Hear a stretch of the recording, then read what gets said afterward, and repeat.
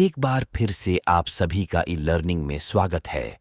आज की वीडियो में हम पढ़ेंगे क्लास 10th हिंदी पाठ मैं क्यों लिखता हूं के प्रश्न उत्तर। मैं कोशिश करूंगा कि इस पाठ के प्रश्न उत्तर को सरल भाषा में समझाऊं। आप सभी बच्चों से मेरी एक रिक्वेस्ट है, यदि आप हमारे चैनल पर पहली बार विजिट कर रहे हैं या हमारी वीडियो को पहली बार देख रहे हो तो चैनल को सब्सक्राइब करें और वीडियो को लाइक करें और अपने फ्रेंड्स के साथ वीडियो को ज्यादा से ज्यादा शेयर करें, जिससे हमारे चैनल को ग्रोथ करने में हेल्प मिलेगी। धन्यवाद। चलिए शुरुआत करते हैं पहले प्रश्न से। पहला प्रश्न, लेखक के अनुसार प्रत्यक्ष अनुभव की अपेक्षा अनुभूति उनके लेखन में कहीं अधिक मदद करती है, क्यों? उत्तर, लेखक के अनुसार प्रत्यक्ष अनुभव घटित का होता है, परंतु अनुभूति संवेदना और कल्पना के सहारे उस सत्य को आत्मसात कर लेती है जो वास्तव में कृतिकार के साथ घटित नहीं हुआ है। जो आंखों के सामने नहीं आया वही आत्मा के सामने ज्वलंत प्रकाश में आ जाता है, तब वह अनुभूति प्रत्यक्ष हो जाता है।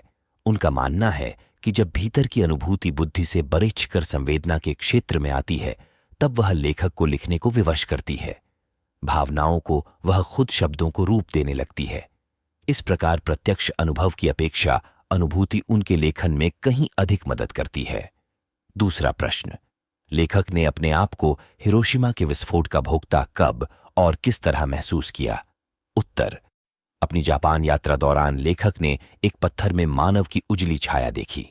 वे विज्ञान के विद्यार्थी थे, इस कारण समझ गए कि विस्फोट के समय पत्थर के पास कोई व्यक्ति खड़ा होगा। विस्फोट से विसर्जित रेडियोधर्मी पदार्थ ने उस व्यक्ति को भाप बना दिया और पत्थर को झुलसा दिया।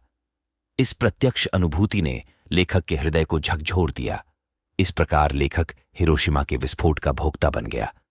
तीसरा प्रश्न, मैं क्यों लिखता हूं के आधार पर बताइए कि क लेखक को कौन सी बातें लिखने के लिए प्रेरित करती हैं? उत्तर, लेखक की आंतरिक विवशता उसे लिखने के लिए प्रेरित करती है। लेखक विवशता को पहचान कर उसे लिख देता है और उससे मुक्त हो जाता है। ऐसा करने से वे अपनी विवशता को तटस्थ होकर देख और पहचान पाते हैं। ख, किसी रचनाकार के प्रेरणा स्रोत किसी दूसरे को कुछ भी रचने के लिए किस तरह उत्साहित कर सकते हैं? उत्तर, किसी रचनाकार के प्रेरणा स्रोत दूसरे को कुछ भी रचने के लिए विभिन्न तरीकों से उत्साहित करते हैं। जैसे वाल्मीकि द्वारा रचित रामायण से प्रेरणा लेकर अन्य लेखकों ने इसके बारे में लिखा। अन्य लेखकों के अपने सामाजिक स्थिति और सुलभता से पात्रों को नए रूप में ढाला। महाभारत भी इसका एक प्रमुख उदाहरण है। चौथा प्रश्न, कुछ रचनाकारों के लिए आत्मानुभूति स्वयं के अनुभव के साथ साथ बाह्य दबाव भी महत्वपूर्ण होता है। ये बाह्य दबाव कौन कौन से हो सकते हैं? उत्तर, कुछ रचनाकारों के लिए आत्मानुभूति स्वयं के अनुभव के साथ साथ बाह्य दबाव भी महत्वपूर्ण होता है। ये कई प्रकार के हो सकते हैं। 1. कुछ प्रसिद्ध लेखक संपादकों के आग्रह और प्रकाशक के जरूरत के अनुसार लिखते हैं। 2. कुछ अपनी आर्थिक आवश्यकताओं के कारण भी लेखन कार्य करते हैं। 5वां प्रश्न, क्या बाह्य दबाव केवल लेखन से जुड़े रचनाकारों को ही प्रभावित करते हैं या अन्य क्षेत्रों से जुड़े कलाकारों को भी प्रभावित करते हैं? कैसे? उत्तर, बाह्य दबाव लेखन से जुड़े रचनाकारों के अलावा अन्य क्षेत्रों से जुड़े कलाकारों को भी प्रभावित करते हैं। जैसे अभिनेता अभिनेत्री पर निर्देशक का दबाव रहता है ताकि वह अच्छे फिल्म का निर्माण कर सकें। गायक गायिकाएं और नर्तक पर आयोजकों के साथ साथ श्रोताओं का दबाव रहता है। चित्रकार पर उनके ग्राहकों का दबाव रहता कि वह अच्छी चित्र बनाएं। खिलाड़ियों पर उनके प्रबंधकों और दर्शक दबाव होता है।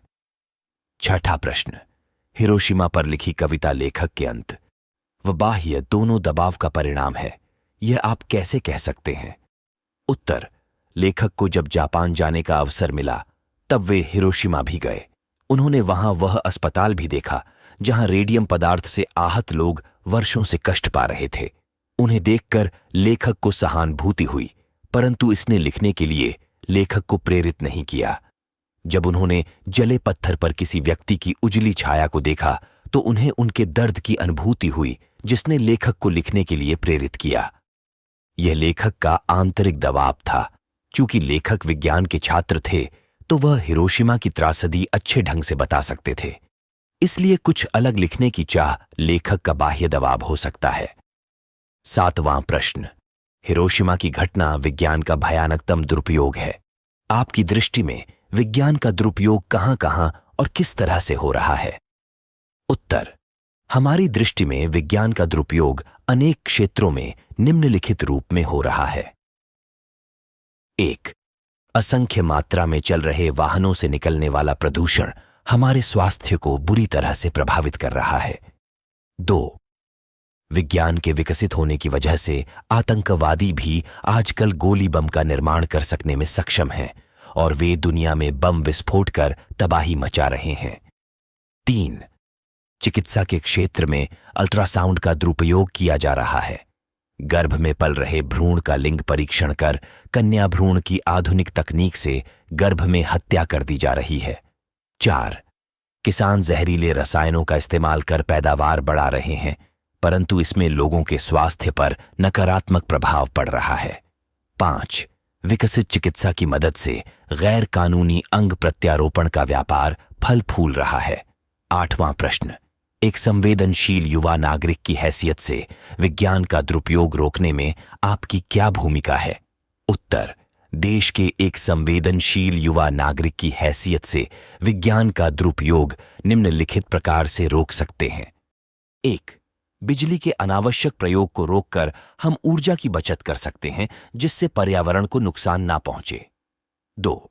विज्ञान द्वारा उपजी समस्याएं जैसे वायरस को हम दूसरों ना फैलाकर इसकी रोकथाम कर सकते हैं। 3.